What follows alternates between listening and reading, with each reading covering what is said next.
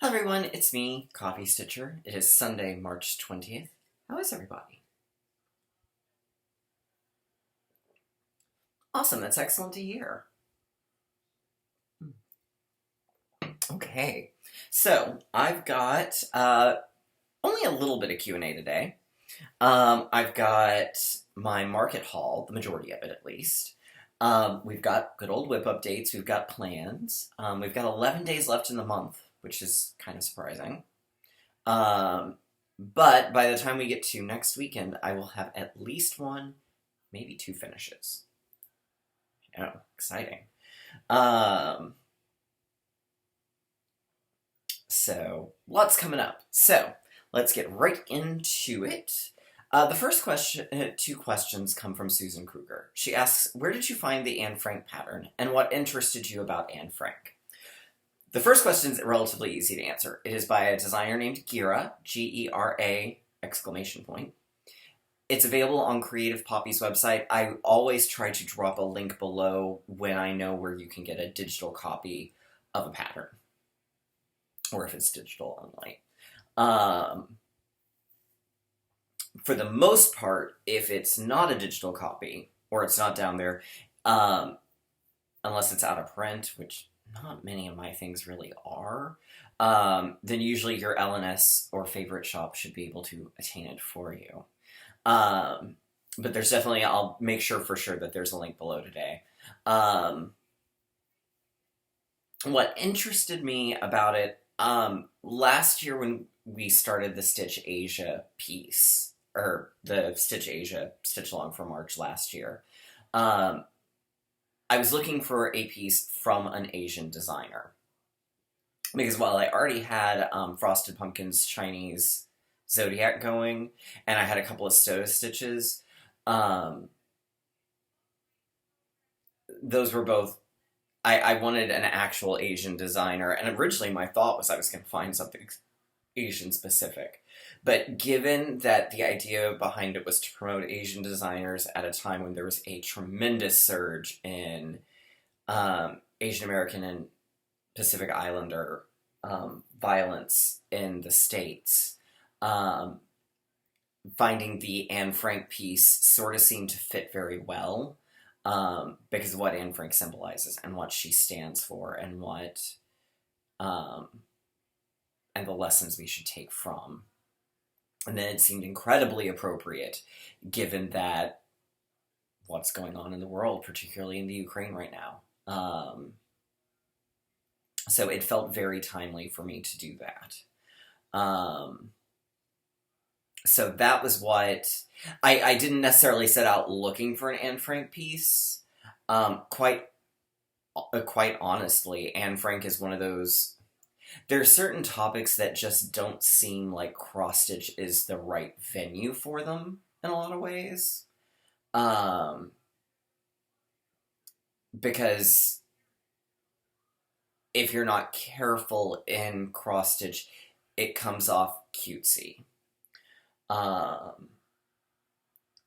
And so that was not when I intrinsically thought, oh, let's do an Anne Frank piece. But when I saw it, it just seemed perfect. So, and I have truly enjoyed stitching on it. You'll get to see my update for the week if you haven't seen it on Instagram already. You'll get to see my update shortly. Deborah Dixon asks, how do you store your active whips? A basket by your Stitchy spot? A cart? Okay, so this is a little complicated. The work piece stays in its bag, so in this case right now it's Anne Frank, next, essentially, on the floor between the couch and the end table. That way I can just grab it and go, but it's not taking up table space. If it's a project that I'm actively working on that day and I'm going to carry it over to another day, then I have a table that I set it on that's kind of behind the couch.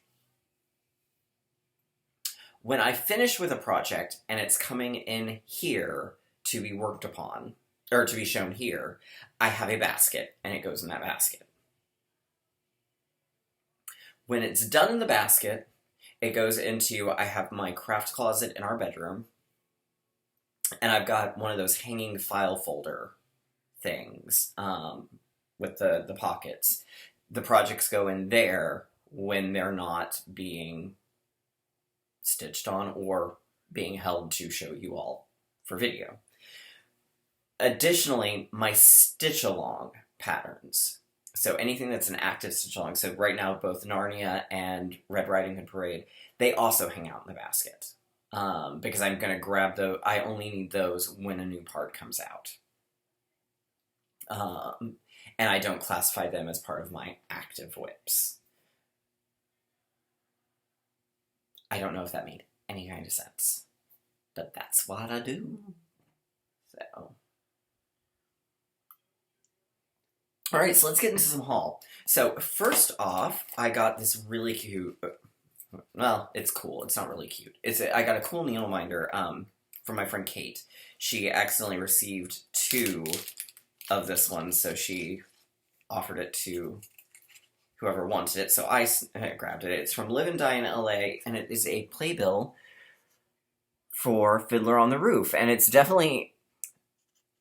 Playbill in June usually converts their logo from the yellow to the Pride rainbow. And this is definitely the most recent Broadway revival. Which, kind of fun factoid, I'm 95% sure. No, I think that there were 2 revivals of Fiddler, like, back to back. One ran off Broadway and was all in Yiddish, with super titles. And I had really wanted to see it, but timing didn't work when we were there. And then a more traditional one that starred Danny Bernstein, which I did not see. But this is actually going to go on my Stitch Ukraine piece. Which you might say, wait a minute, Garrett, why are you putting a musical with Stitch Ukraine? Well, I am glad you asked, Yo. Fiddler on the Roof takes place in Anatevka. It involves a Jewish community being driven away from their home by the Russians and the pogroms. Anatevka is modern-day Ukraine. So, there you go. If you haven't seen Fiddler on the Roof, I'm not particularly a fan of the film. I'm not a big Topol fan. However, there are a lot of people who love the film. It is a very good, very emotional show. Highly recommend it. But, yes. So that's going to go onto that piece, which means that the reminder I'd had on it is going to move to another one, but that's okay. Alright. So, I got that. Then, I got my market haul from the Poppies of Fire. So first off, Oliver very kindly sent me as a gift, the Forbidden Fiber Company's Over the Rainbow, with its floss and fabric.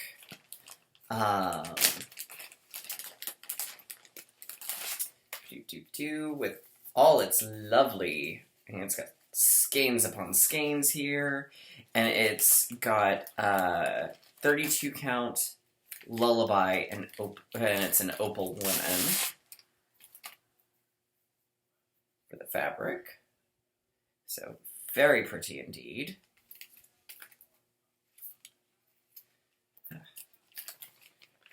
So, the only thing missing from my market order, which is not anybody's fault other than Hoffman didn't get it to people that quickly, is the Tiny Modernist Oz tree.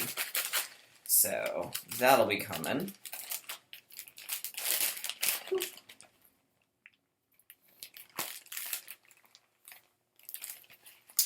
Alright.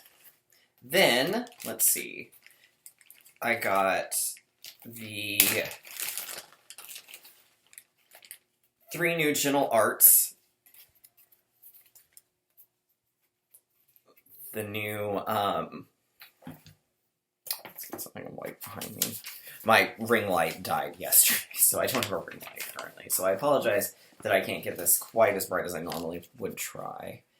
Let's see, I tried charging it. Let's see if it resurrected itself. Oh, good, it did. Hey, look at that. Okay. There we go. Okay, so Misty Harbor, which is a little more purple. It's like a gray purple, but the purple's not picking up. In the wool. And then Distressed Denim and Cobblestone, which are both really great colors as well. They have a new logo.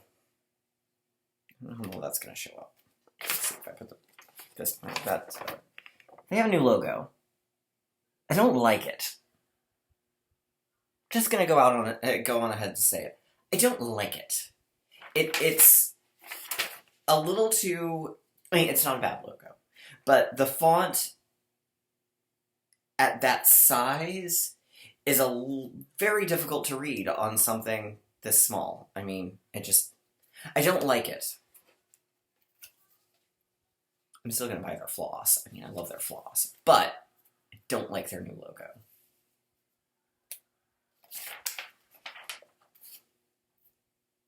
Okay. I also had some DMC that I needed for a couple of projects. In fact, one of them goes into Anne Frank, and I know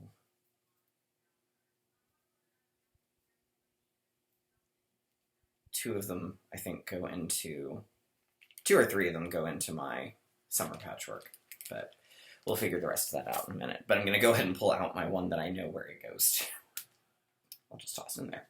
Then I got some patterns. So first up is from Hands to Work. It's called Moonflower. And what made me love it, like, overall, like, I like it. It's kind of fun, it's funky, it's got some cool colors to it, but look at that moon! Okay, this is a little too much with the reflection now. Look at that moon! He got a face. It's a very cute face. I don't know, that was what really sold me on it, was the moon face. I got Petal Pushers, How Does Your Garden Grow? Which I thought was really cool, and what I like about it is it's 11 different individual patterns that are about 2.5 by 2.5, so you can assemble your own garden, or gardens. So I thought that was really kind of fun. From Hello from Liz Matthews, Berry Patch, which I just thought was sweet. It's got a bunny and birds, and I don't know, I really liked it.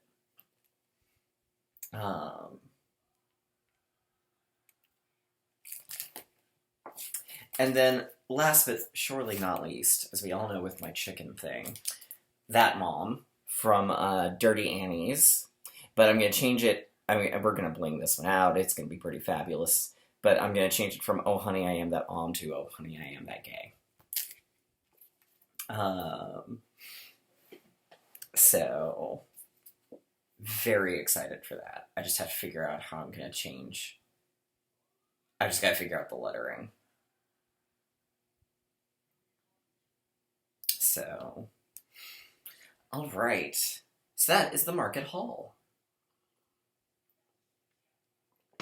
So let's discuss what I worked on this week. Well, Sunday, I worked fast and furiously to complete the first floor of Haunted House, and I did. So this is by Bent Creek. So the first floor was called the Petrified Party. So here it is. I'll come in a little bit closer. So it's a little hard to tell. On the lanterns, I used Krynic Glow in the Dark. I don't use it very often, but I thought that would be kind of a fun place to use it. I used some Krynic for the... What is it stuff called? Streamers? I don't know. I never actually use it at any party, so. I used a Ship's Manor variegated on the mummy called Cream and Sugar, so it would give it that distressed, aged mummy look. I used chocolate cream pie for the skin on the vampire and the Bride of Frankenstein, so it would give them that kind of undeady look. Tweak-wise, I did make the cape for Dracula. I did make it red-lined. And then I did a couple other color swaps. But here we go. So here's the first part. So next month we will work on the second room. And see how far we get. So there were, I don't, the next room doesn't have as, I think part of what made the first room so slow was it was a lot of one specific color. And when I have a lot of one specific color, I tend to work a little slower than when I'm just changing colors constantly. Okay. Then, of course, we have Anne Frank, which was my work project, or is my work project. Now, this week I do start my new schedule at work, so it's going to be a little interesting to see how I kind of plan the work project around. My goal essentially is 100 stitches a day, so probably it'll be however much I get done before I have to clock in, and then I'll finish it up after my shift, but before dinner. But here's where we are. So I finished the roof, and I finished the quote, in spite of everything, I still believe that people are really good at heart. So the apartment is done, so now I've just got the birds and plants on the sides, and we'll have a finish. I forgot to bring my tablet in today, so I don't have it to show you the pattern. Or do I? Where is my tablet, actually? I don't know where my tablet is. But I'm going to need that, because I got to work on Little Red Riding Hood today. Drop the 989 in. Okay. Okay. Ba-doop. Okay. Let's see. Then I worked on Inspiration and got a page finish.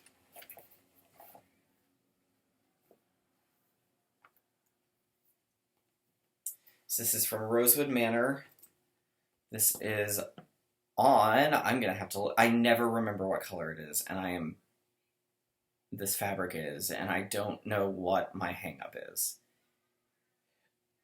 But it is on Willow by Picture This Plus. So page 4 is now done. There's a couple of color mess-ups in here on the individual one-off flowers, but that's okay. No one's gonna know. But here we go. So next I've got, it's essentially, the way this pattern is split is a little bit odd. So I finished page 4, so here I am. There's page 5 and page 6, but page 6 is like barely 20 stitches across. So I think probably what I will aim for next month is to finish up at least the back stitch and the border to do page 5 and page 6. And then that'll be April, and then May's goal will be to fill in the rest of the page.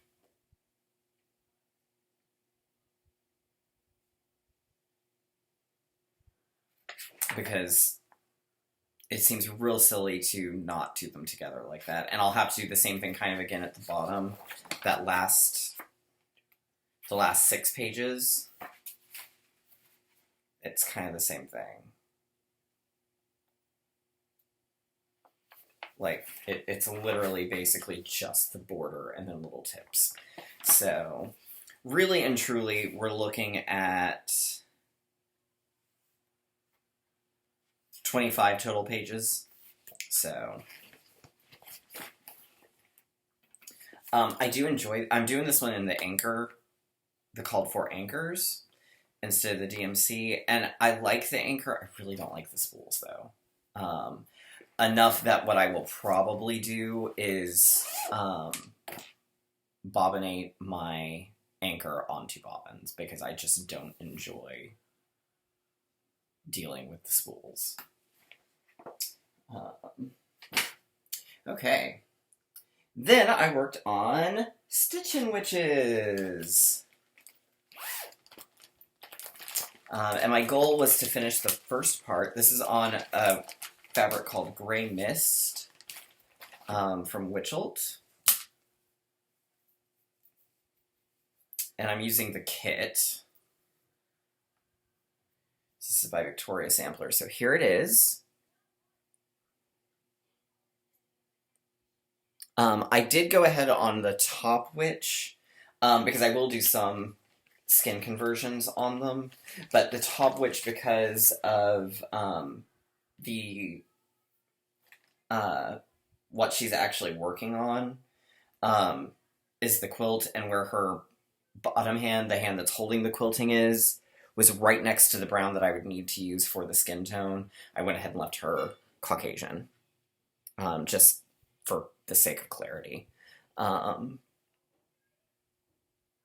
let's actually turn on the, so you can kind of see a little bit more of it. So, but I really enjoy this one. So the plan, the way this, if this follows the way it, if the bigger pieces follow the way they did, what I will probably do is break it down. So I'll do these 3, then this month, and then those 3, then split this into 2 months.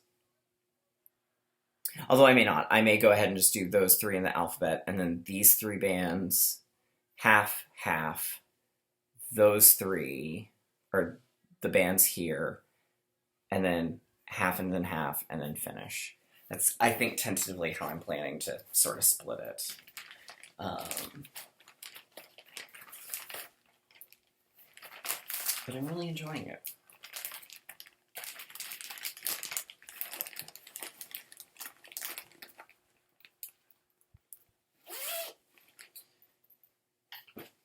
Okay.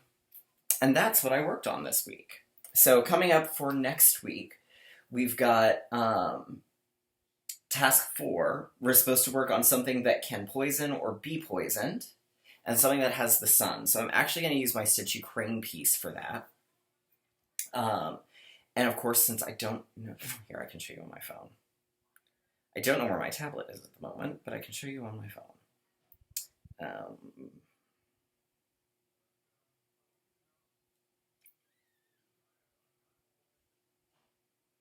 I'm going to be doing Magical Swamp from Stitchy Princess.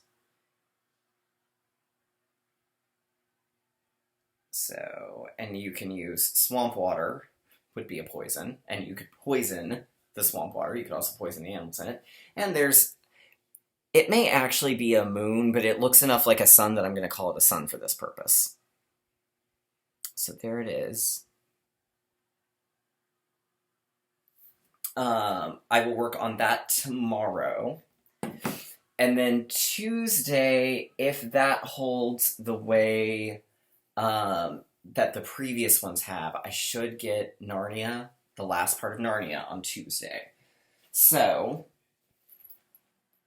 after that, I will switch over and work on Narnia.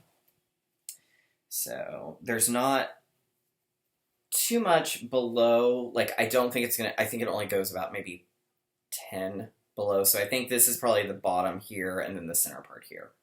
So, we will work on that. So, Narnia will be a finish this week. I'm almost done. I'm about halfway through the book.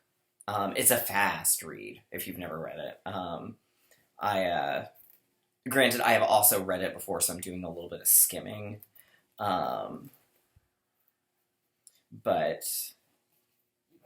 it's been a nice sort of revisit.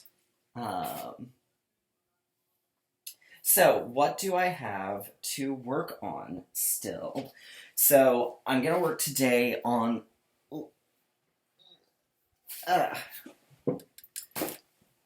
Red Riding Hood Parade.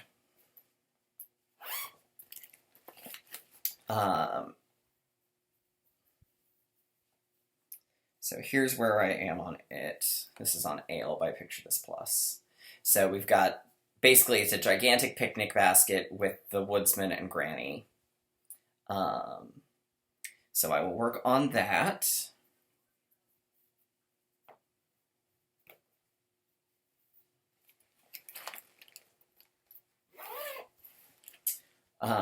So that's going to be what I do here in just a few moments. I still get South Seas Mermaid, so my plan, that'll probably be next week that I work on it.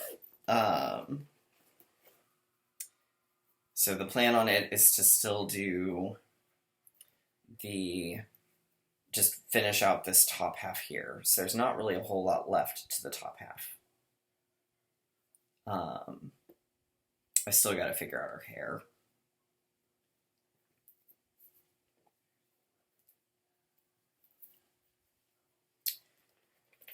But otherwise, that's kind of it for what I have left to officially need to work on for the month, which probably means there will... Well, who knows? I say that, and who knows? So, we'll see what's coming. But yeah, that's kind of it for me today. If you've got questions, of course, you know I love those. Drop them down in the comments below. And I will see you all next week. Bye!